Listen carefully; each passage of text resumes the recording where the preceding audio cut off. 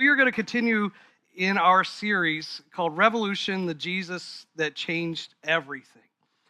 And we just have had a great last couple weeks. If hopefully you've caught, some of the stuff that we're doing extra, a blog through our website. I don't know if any of you caught our first C3 Thursday Facebook Live that we did this last Thursday night. If you couldn't see it live, hopefully you were able to see it after that.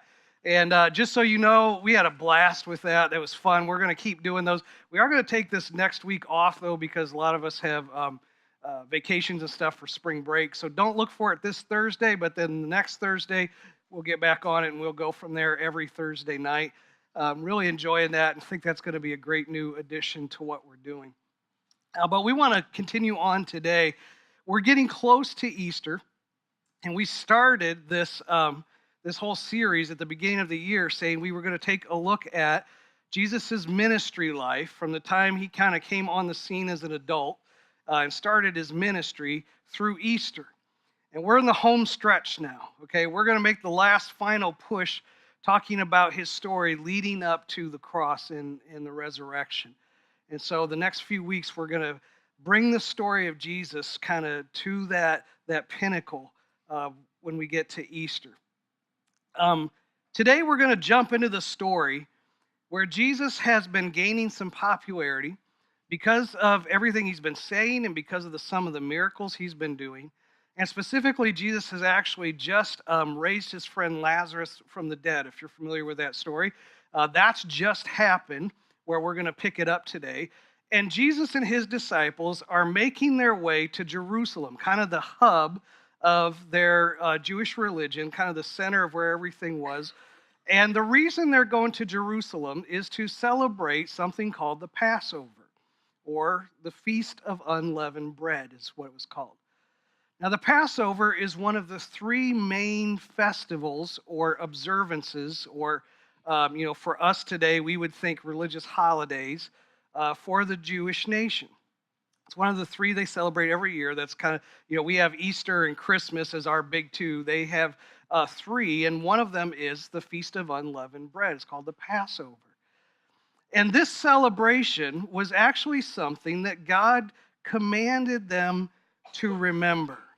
It's a remembrance, it's a ceremony that remembers what God did to free the Israelite nation from Egyptian slavery. If you remember the story of Moses being sent by God to tell Pharaoh to let the Israelites go from their slavery, and Pharaoh's heart was hardened, and he refused to do it, and God sent a bunch of plagues on the Egyptian nation. And finally, they got to the 10th plague, and the 10th plague was when God said, this last thing I'm going to do, this last thing that's going to make Pharaoh so ready to get you out of here that he's going to tell you to leave and give you your freedom, is that I'm going to come in the middle of the night, and I'm going to take the firstborn son in every household in Egypt, unless you do what I tell you to do.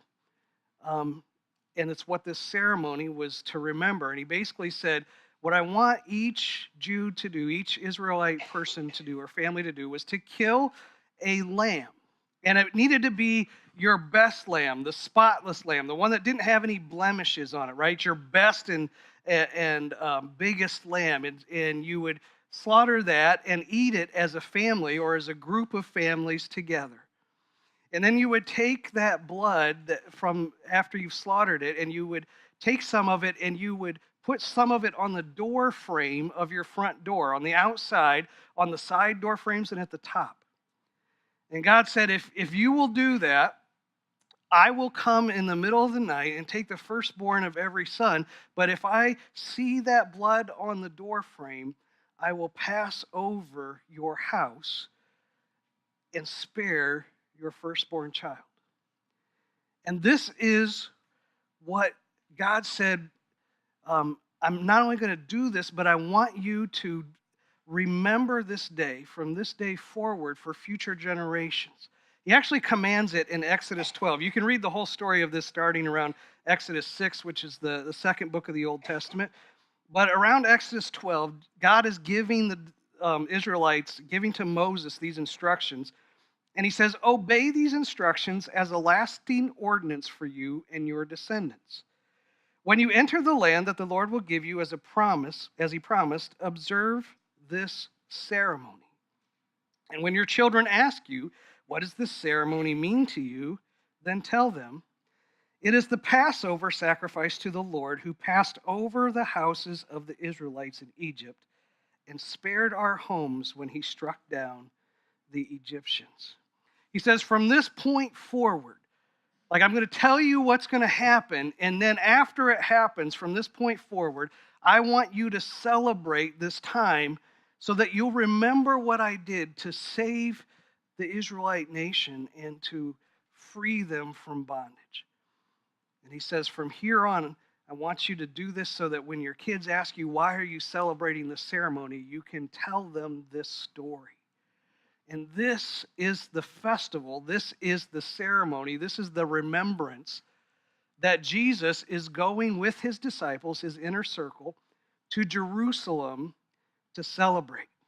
It would be kind of like for you and I, if you were anywhere close to Washington, D.C., around the 4th of July, you would want to go to Washington, D.C., right? Like it would just be the place to go during that time as you're celebrating that. And so Jesus is on his way to Jerusalem to celebrate that ceremony. Now think about the little bit of irony there.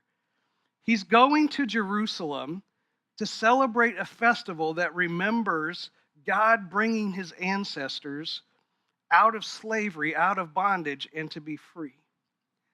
And yet they're celebrating this when, at this time, the Israelite nation is living within the Roman Empire. And they're not slaves per se, but they are limited as to how they can live and how they can worship. And they're under Roman rule right now. And so they're coming together not only to celebrate this ceremony and remembrance, but also to kind of say, I wish God would do the same thing now. I wish God would send someone to deliver us from this bondage so that we could get out from under Roman rule. We could live the way we want. We could worship our God the way we want. They were looking for God to come and save them again. Now, this is making the leaders of the Jewish religion, the Pharisees, the Sadducees, the leaders, teachers of the law, as well as the Roman leaders, a little bit nervous. I mean, think about that. You've got these people coming to celebrate a freedom, a liberation of their people, and they're coming in mass to this one location. They're kind of taking over the city of Jerusalem, and there's this feeling that they want that same liberation, that same freedom. They want something different. And this was making the Romans and, honestly, the Pharisees a little nervous about what's going to happen, especially when there's this guy, Jesus, who is doing some things that are pretty incredible, and his name is getting passed around, and people are starting to follow him, and he's getting a name for himself. He's getting popular, and they're starting to think, is there an uprising coming? Is there a change in the wind? It got so bad that John's account of this, he says, but the chief priests and the Pharisees had given orders that anyone who found out where Jesus was should report it so that they might arrest him. Basically, the Pharisees put out the word, if you see this Jesus, we've heard he's coming to Jerusalem. If you find him, let us know, because we gotta put this uprising down. We got to put this change down. We got to put this guy who's starting to have people follow him, we got to get him out of the picture. Well, about 5 days before Passover starts, it's a week-long celebration, and about 5 days before the start of that celebration, there's a Jesus sighting, right? Somebody sees that Jesus is coming. And John says, the next day, the great crowd that had come for the festival heard that Jesus was on his way to Jerusalem. And they took palm branches and went out to meet him, shouting, Hosanna. So Jesus is spotted. Hey, he's coming in. He's coming down this road. He's coming in this gate to Jerusalem through the walls. And people went out, a crowd went out and saw him and met him. And other accounts say that they got on both sides of the road and they took palm branches out and they laid them down, which is like an honor thing that you would typically do for a king. And as he passed by, they shouted, Hosanna, which literally translated means save us now. It was something that they would have been praying to God, save us now, God, just like you did with our ancestors that were celebrating in Passover. Save us now, bring us freedom. Except now, instead of praying this to God, they're shouting it to a man. Hosanna, save us now. And then John says, they say, blessed is he who comes in the name of the Lord. Blessed is he who comes with the authority of God, as someone who speaks for God. Jesus, remember, had been proclaiming that he spoke with the authority of his Father and that he was the Son of God, and they were shouting, blessed is he who comes with that kind of authority. And then blessed is the King of Israel. It turns a little bit political, right? Blessed is the King of Israel. They didn't have a king, but they wanted a king. They wanted someone to deliver them. And here they are basically shouting at this Jesus guy, saying, we want you to be our king. We think you can be the guy to save us from this. Now think about this in today's day and age, today's political environment. This would have been the perfect time, to announce that you were running for an office or that you were, going to say that you were somebody important, right?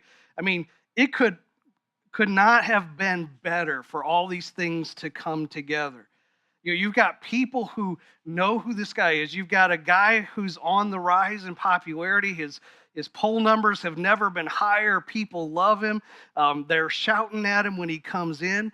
And he's coming into a city where there's all these people who want the same thing. They all want someone to save him. I mean, what better time would there be for a candidate to announce he's running in an election than an environment like this? And that's what these people are hoping, is maybe Jesus is coming to Jerusalem for Passover, and maybe we can convince him to declare himself king and to save us. What they didn't know was that Jesus was not coming to gain something. He was coming to give something away. Fast forward a couple of days, and a few days before the Passover, the Pharisees seemingly catch a break, right? One of Jesus' inner circle, one of the people that's closest to him, switches sides, breaks rank. And Luke says that Judas went to the chief priests and the officers of the temple guard and discussed with them how he might betray Jesus. They were delighted and agreed to give him money. He consented and watched for an opportunity to hand Jesus over to them when no crowd was present. So the Pharisees get a break here. They finally get someone to come and say, look, I'm not sure that I'm all in with this guy, Jesus. I'm not sure what he's doing. Not sure I believe everything he's saying. So if you want me to tell you where you can find him, I'll do it for money. It's kind of like today when people are popular, they still have those places where they retreat to get away from the public. And Judas goes, I know where those places are. I know where Jesus will be. And when it's the right time, when he's at a place where, there's not a big crowd around to support him, I'll let you know. And you can come and arrest him. And so the stage was set, kind of for this final climax of this new kingdom that Jesus was coming to put into place in the old religious setup, the old religious system that had been there for years.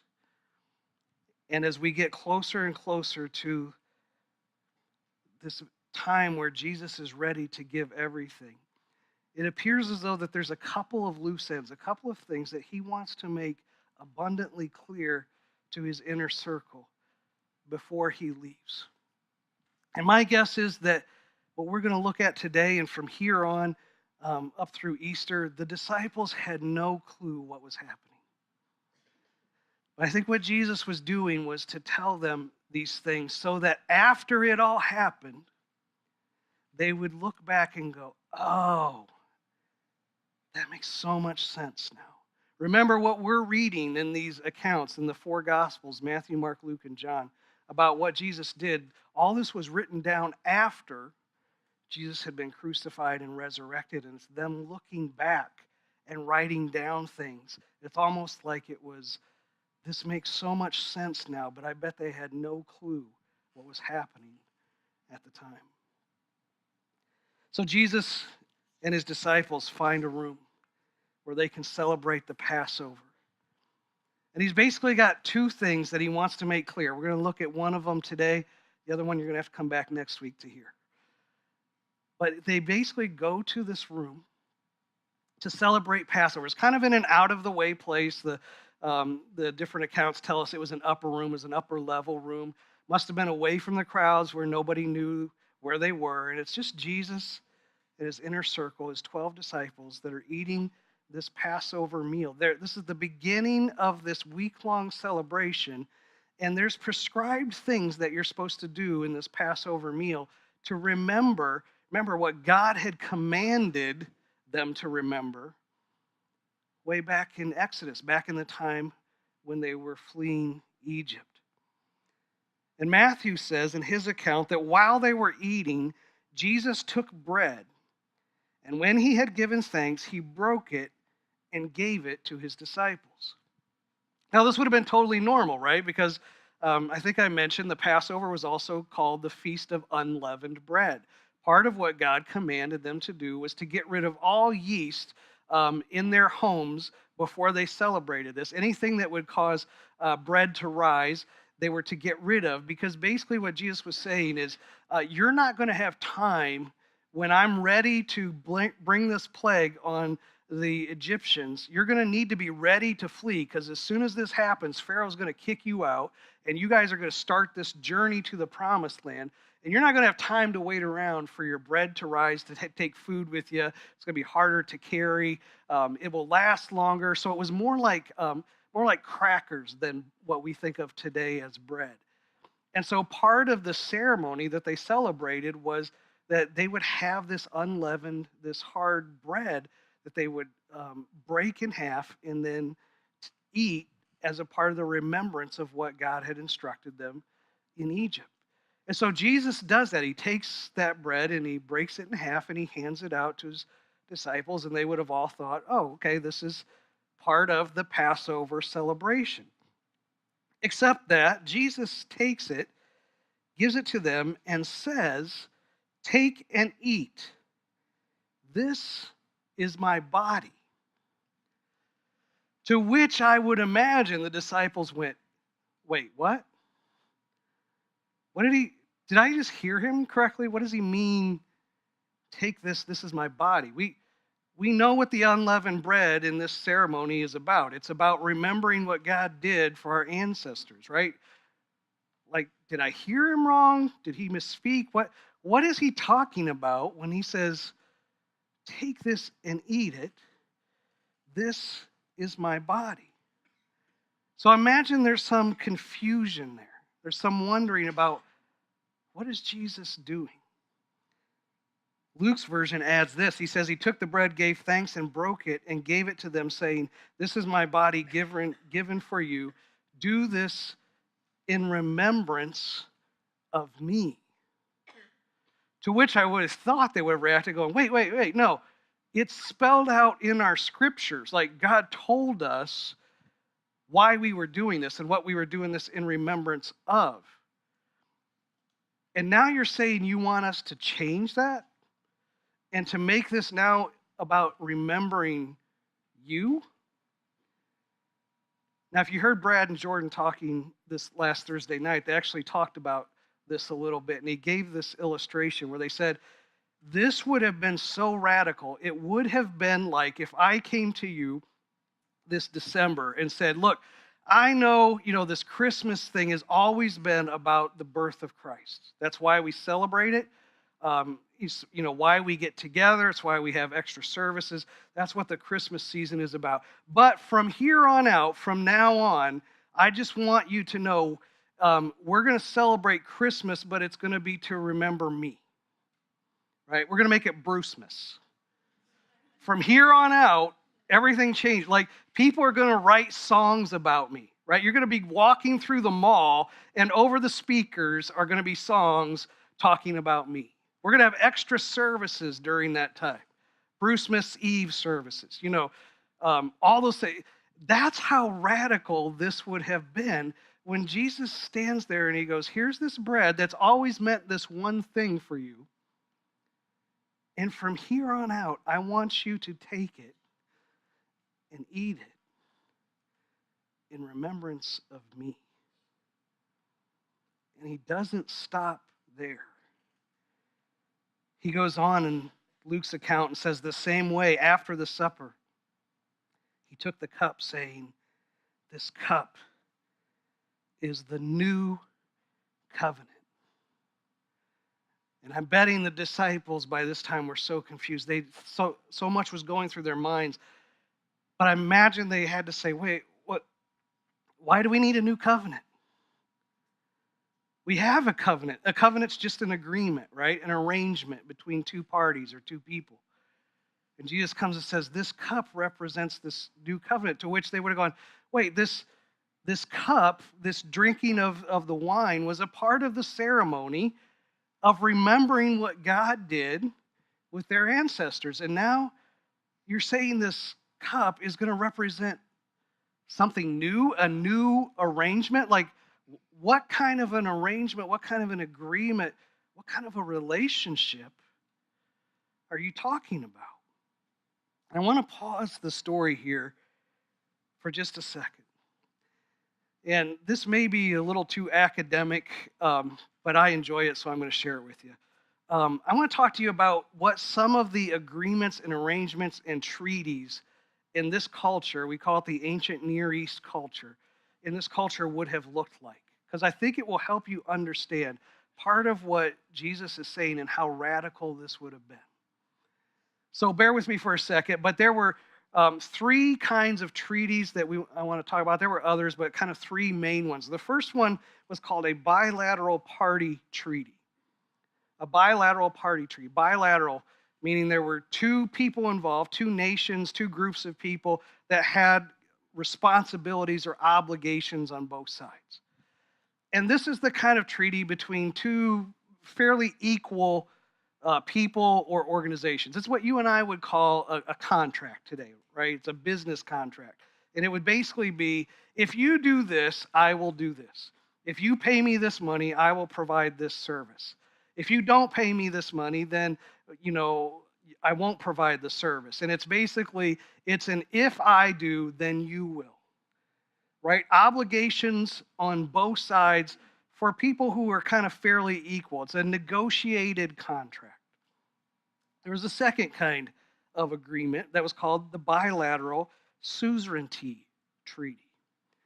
Now, I'll be honest, I didn't know what a suzerain was before I studied this.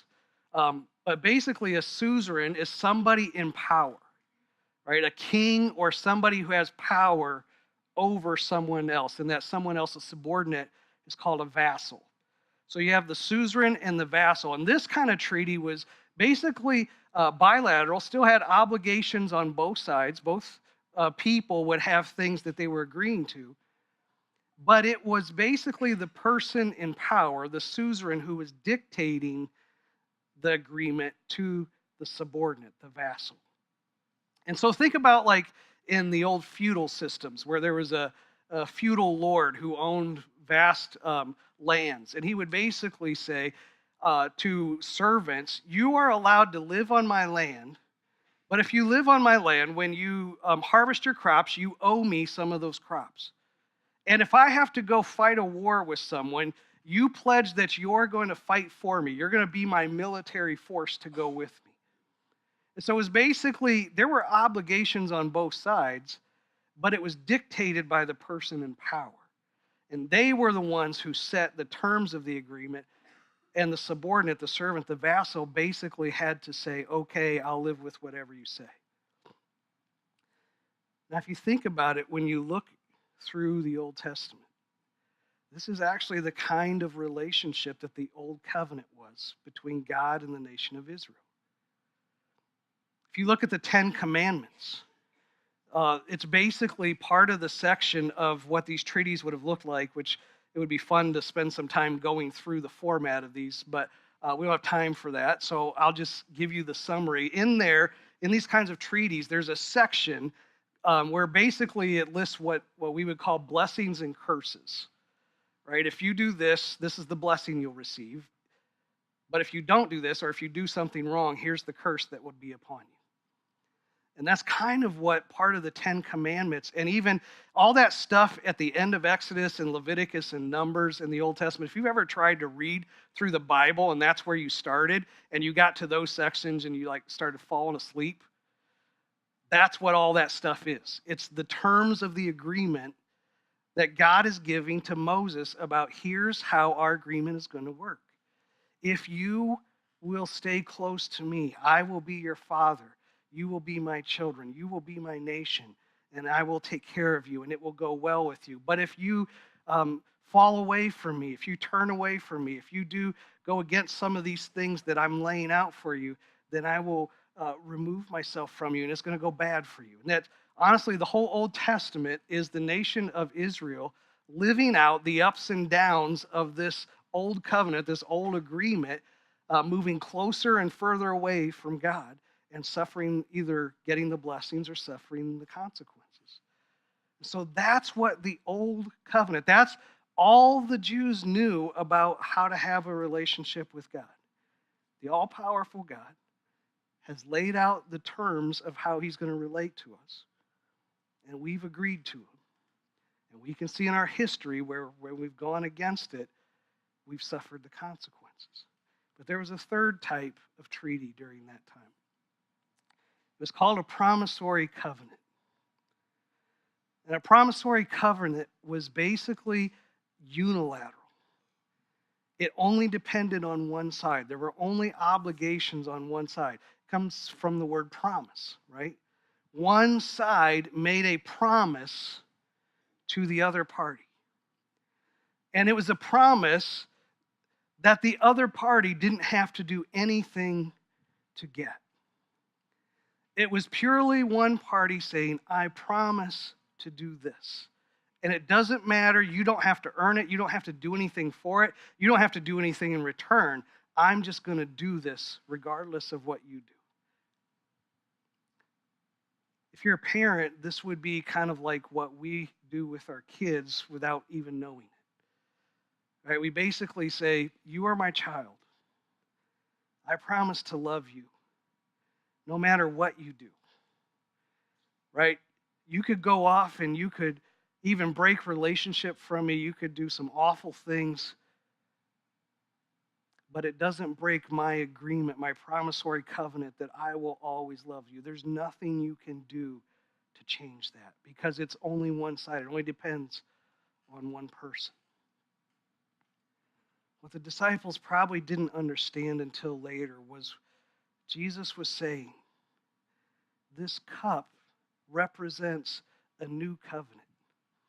And it's not just a covenant that adds on to the old covenant.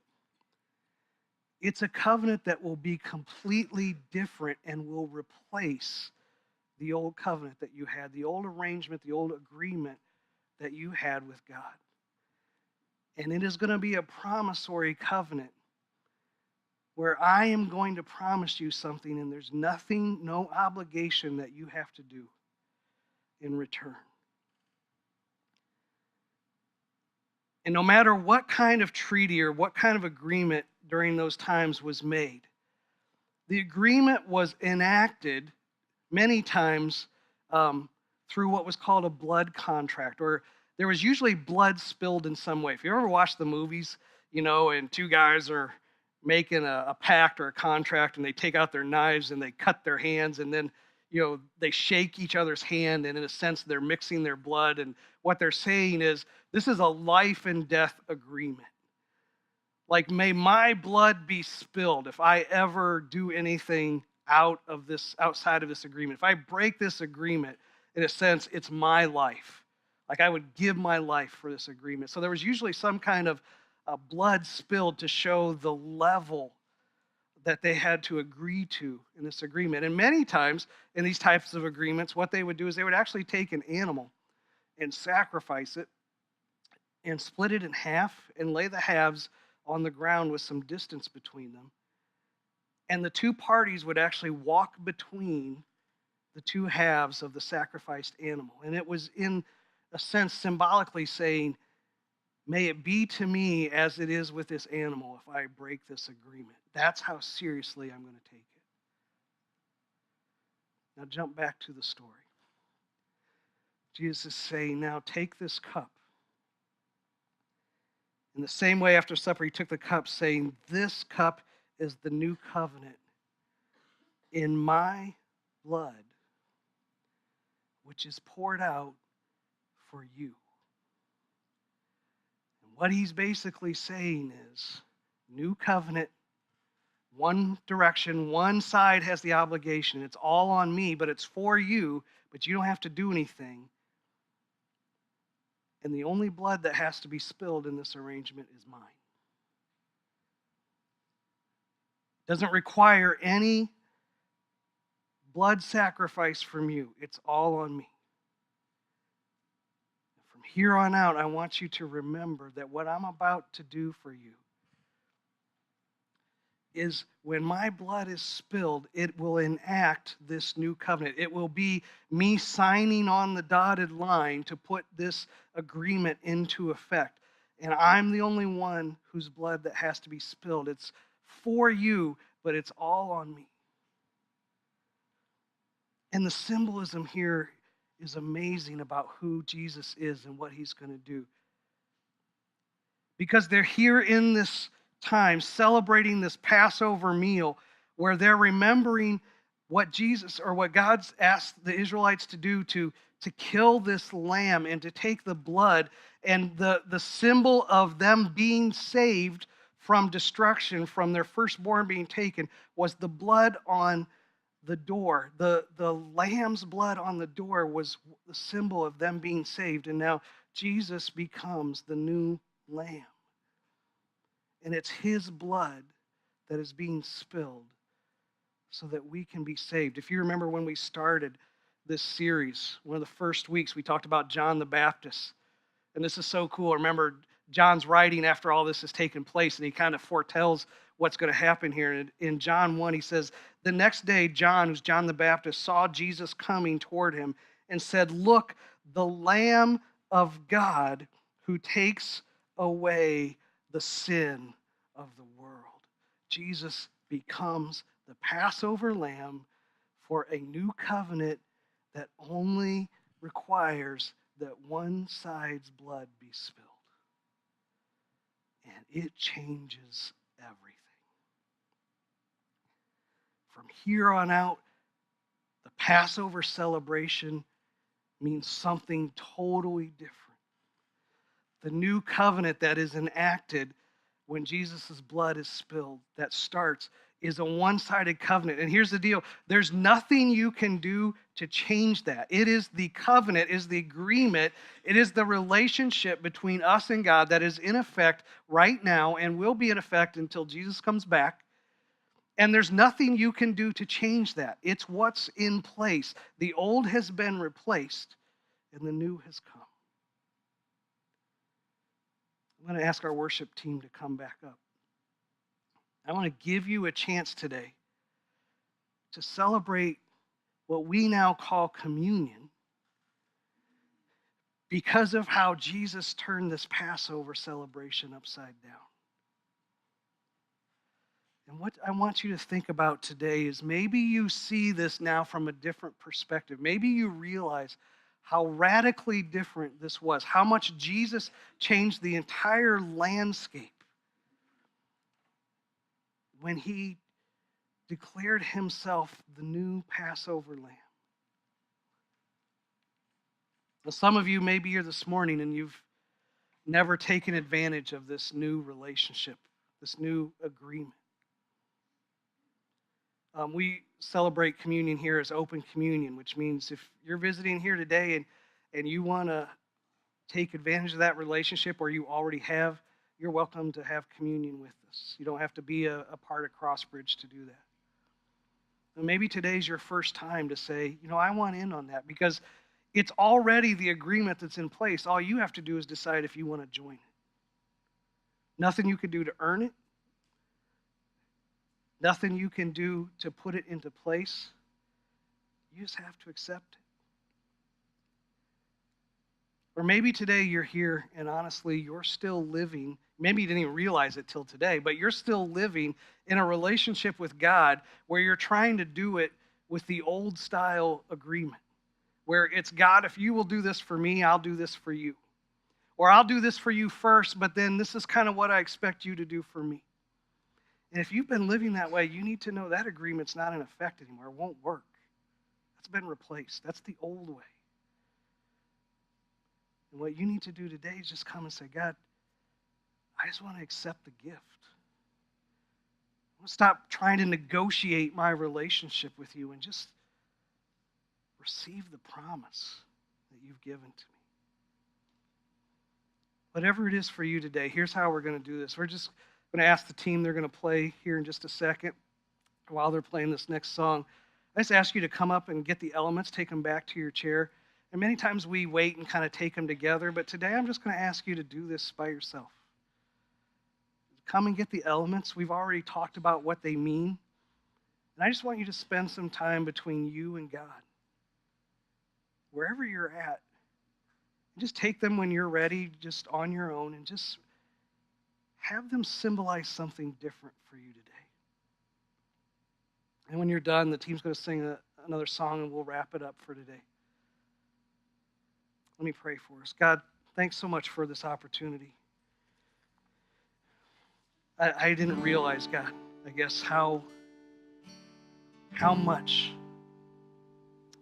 you changed everything. God, we get so used to thinking of things a certain way.